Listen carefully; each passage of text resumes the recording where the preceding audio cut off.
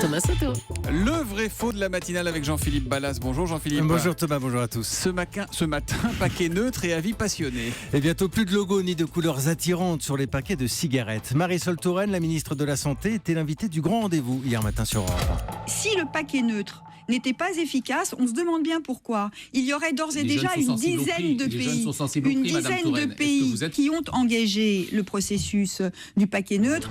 Voilà, une dizaine de pays ont engagé le processus du paquet neutre, ambiance agitée au grand rendez-vous.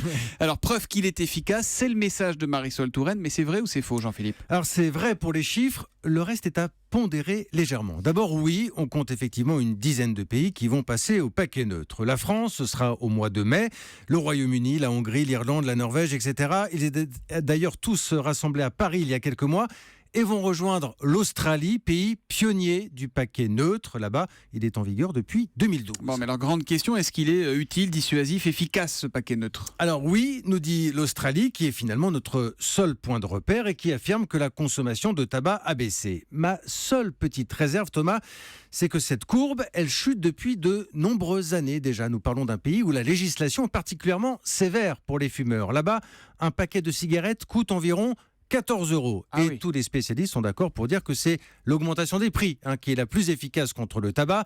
Alors il y a aussi des barrières, des interdictions nombreuses en Australie. Ce que je vous dis, c'est qu'il n'est pas évident de mesurer les effets spécifiques du paquet neutre. Bon, alors on se dit quand même comme ça que malgré tout, ça peut dissuader les plus jeunes, non? Alors ça c'est vrai et c'est l'un des arguments principaux, Thomas. Des jeunes qui peuvent être tentés de prendre une première cigarette, attirés par le packaging, les couleurs. Là effectivement, on se dit que le paquet neutre a un rôle à jouer. D'ailleurs, il suffit de voir les campagnes des grands cigarettiers vent debout contre cette mesure pour se dire qu'elle doit être efficace, sans quoi ils ne dépenseraient pas autant d'énergie. Je vous donne un dernier chiffre, Thomas.